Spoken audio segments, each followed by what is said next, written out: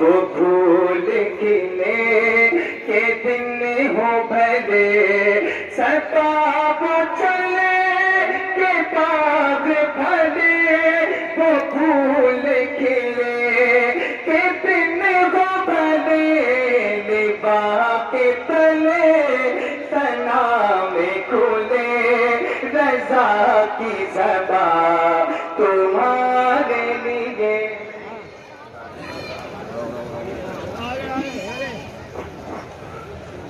ماشاءاللہ اب آپ کے سامنے بہت ہی ذمہ دار باوقار خطیب ہندوستان حضرت علامہ الحاج توصیف رضا صاحب کی اسمبلی کو پیش کرتا ہوں. میں اپنے بھائیوں سے گزارش کر رہا ہوں کہ یہ میں نہ کھڑے ہوں، پریشانی ہوگی بعد میں ٹی ایس کے لوگ آپ کو بٹھائیں گے، بیٹھ جائیں یا تو یہ سائڈوں میں چلے جائیں. آئیے سارا مجمع محبتوں کے ساتھ دونوں ہاتھوں کو بتاؤں میں لہرا کے بولے نعرہ تکبیر، زندگی کے ساتھ لہرا کے بولیے نعرہ تکبیر، نعرہ رسالت، نعرہ ہو. مناسب نہیں چونکہ اس وقت میں بحیثیت فریق آ رہا ہوں، بحیثیت امیر المؤمنین نہیں. اللہ اکبر. اور جب فیصلہ کیا تو حضرت ابی بن کعب گواہ پیش نہ کر سکے. جب گواہ پیش نہیں کیا تو حضرت عمر نے کہا میں قسم لے لیتا ہوں. حضرت عمر نے قسم لی اور یہ مثال قائم کر دی کہ آپ اقتدار کی کرسی پر بیٹھے ہوئے ہی کیوں نہ ہو، جب معاملہ انصاف کا ہو تو انصاف کی ترازو کو برقرار رکھیے. اللہ سبحان اللہ. یہ واقعہ سنا کے میں اپنی بات ختم کرتا ہوں. ایک موقع پر حضرت عمر سفر کے دوران آپ کو کھانے کی حاجت ہوئی، بکریوں کا ریوڑ آپ کے سامنے سے گزرا. آپ نے بکریوں کے چرواہے کو بلایا اور کہا کہ تھوڑا سا دودھ ہمیں آپ دے دو، اس کی قیمت ہم آپ کو دے دیں گے. وہ بکریوں کا چرواہا اللہ اکبر، اس نے کہا کہ مجھے میرے مالک نے بکریاں چرانے کے لیے رکھا ہے، ان کا دودھ کسی کو بیچنا یہ امانت میں خیانت ہے، میں امانت میں خیانت نہیں کر سکتا. حضرت عمر بہت خوش ہوئے، لیکن امتحان کے طور پہ حضرت عمر نے بکریوں کے چرواہے سے کہا کہ اگر تم مجھے کچھ دودھ بکریوں کے تھن سے نکال کر دے بھی دو گے تو تمہارے مالک کو کیا پتا، وہ تو شہر میں رہتا ہے. تو بکریوں کے چرواہے نے حضرت عمر سے کہا کہ اے اجنبی مسافر، یہ تو میں بھی جانتا ہوں کہ میری بکریوں کا مالک مجھے نہیں دیکھ رہا ہے، مگر ہم سب کا خالق تو دیکھ رہا ہے. سبحان اللہ. سبحان اللہ نے کہا ہے بکریوں کے مالک کے ساتھ خیانت کر کے پردہ پوشی کر سکتا ہوں، مگر خدا کے علم سے نہیں چھپ سکتا. حضرت عمر نے اس کو سینے سے لگا لیا، اس کی پیشانی کو چوما اور بہت محبتوں کا اظہار فرمایا اور آپ نے حقیقت سے پردہ اٹھاتے ہوئے کہا اے بکریوں کے چرواہے تیرے سامنے جو کھڑا ہے وہ امیر المؤمنین ہے، خلیفۃ المسلمین ہے. اللہ اکبر. بکریوں کا چرواہا کہتا ہے آپ کا ادب، آپ کی تعظیم، آپ کا مرتبہ اپنی جگہ، مگر میں شریعت کا دامن نہیں چھوڑوں گا. حضرت عمر نے ماتھا چوم کے کہا میرے بھائی میں اسی بات کی تو مبارکباد دے رہا ہوں، اور سن جب تک تیرے جیسے امانت دار مسلمان روئے زمین پر زندہ رہیں گے اسلام کے پرچم کو کوئی سرنگو نہیں. سبحان اللہ. سبحان اللہ. ہمارے اور آپ کے سامنے بھی یہی پیغام ہے، میرے بھائی کوئی دیکھے یا نہ دیکھے مگر ہمیں پیدا کرنے والا ہمارا خدا دیکھ رہا ہے. راتوں کے اندھیروں میں موبائلوں کی اسکرین پر غلاظتیں دیکھنے سے پہلے سوچ لیا کرو، اگرچہ سی سی ٹی وی کیمرہ نہیں لگا ہوا ہے، اگرچہ پولیس نہیں دیکھ رہی ہے، اگرچہ شاسنوں پہ شاسن کی نظر ہمارے اوپر نہیں ہے، اگرچہ ہم نے مکان کا دروازہ بند کر لیا ہے، اگرچہ دنیا کی کوئی آنکھ نہیں دیکھ رہی ہے، لیکن تحت الثری تک بھی پہنچ جاؤ تو خدا کے علم سے نہیں چھپ سکتے ہو، اللہ کی پکڑ سے نہیں بچ سکتے ہو.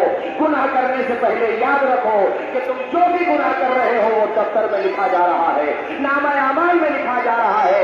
اس لیے قبر کی تیاری کرو اور یہ بات ذہن میں رکھو کہ کوئی دیکھے یا نہ دیکھے مگر ہمارا خدا ہمیں دے.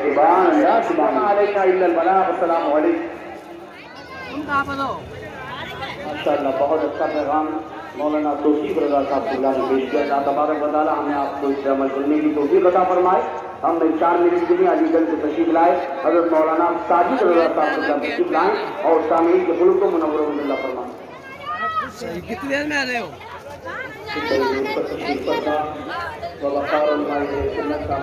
السلام علیکم ورحمۃ اللہ. الحمد للہ رب العالمین والعاقبۃ للمتقین والصلاة والسلام على سيد الأنبياء والمرسلين أما بعد فأعوذ بالله من الشيطان الرجيم بسم الله الرحمن الرحيم ورفعنا لك ذكرك صدق الله العظيم وصدق رسوله النبي الأمين المتين الكريم. آئیے حضرات، ایک مرتبہ عقیدت و محبت کے ساتھ سب گنبد کی جانب رو لگا کر مدینے والے آقا جناب احمدی مجتبی محمد مصطفیٰ صلی اللہ تعالی علیہ وسلم کی بارگاہ میں جھوم جھوم کر درود پاک پڑھیں بابا سے بلند اللہم صلی علی سیدنا محمد وبارک وسلم. 104ویں عرس رضوی کے موقع پر اعلیٰ حضرت عظیم البرکت مجدد دین و ملت امام عشق محبت سیدی سرکار امام احمد رضا خان فاضل بریلوی رضی اللہ تعالی عنہ کی بارگاہ میں خراج عقیدت پیش کرنے کے لیے کھڑا ہو گیا ہوں. اللہ رب العزت ہم تمامی کی حاضری کو قبول فرمائے اور اعلیٰ حضرت کی روحانی فیوض و برکات سے ہمیں مالا مال فرمائے. میرے پیارے، ابھی میں نے خطبہ مسنونہ کے بعد جس آیت مقدسہ کی تلاوت کا شرف حاصل کیا، اللہ تبارک و تعالیٰ نے قرآن مجید میں جس طریقے سے شان محبوب کو بیان فرمایا ہے، پھر ہم اعلیٰ حضرت کا دیوان نعتیہ کلام ادائے کی بخشش کا مطالعہ کرتے ہیں، تب ہمیں پتہ چلتا ہے امام عشق محبت کے اشعار میں اگر ملے گی تو پھر آپ کو قرآن مجید پر فرقان حمید کی کسی آیت کریمہ کی تفسیر نظر آئے گی. اگر ہم اعلیٰ حضرت عظیم البرکت کے کلام کا مطالعہ کریں گے تو پتہ چلے گا یا تو وہ کسی آیت کریمہ کی تفسیر یا پھر کسی حدیث پاک کا مفہوم ہے. اعلیٰ حضرت عظیم البرکت کے اس شعر سے جو میں نے آغاز سخن کے لیے ابھی خطبہ مسنونہ کے بعد آیت کریمہ پڑھی، اس کا تفسیر و ترجمہ اعلیٰ حضرت کے شعر سے مفہوم پاک سنے. امام احمد رضا کہتے ہیں عرش پہ تازہ چھیڑ چھاڑ، عرش پہ طرفہ دھوم دھام، کان جدھر لگائیے تیری ہی داستان ہے. میرے رضا پیارے رضا سچے رضا ہم سب کے رضا پوری زندگی میرے نبی کا ذکر اس طریقے سے کرتے رہے کہ اعلیٰ حضرت عاشقوں کی نظر میں مقبول ہو گئے اور اللہ رب العزت نے امام احمد رضا کو اتنا نوازا. امام احمد رضا ضرورت بن گئے. امام احمد رضا محدثین کی بھی ضرورت ہے، مفکرین کی بھی ضرورت ہے، علماء کی بھی ضرورت ہے، شعراء کی بھی ضرورت ہے، مفکرین کی بھی ضرورت ہے، شاعر و ادیب کی بھی ضرورت ہے، اور قیامت تک کے آنے والے تمام سنی مسلمانوں کی ضرورت ہے. کبھی کوئی شاعر پکار اٹھا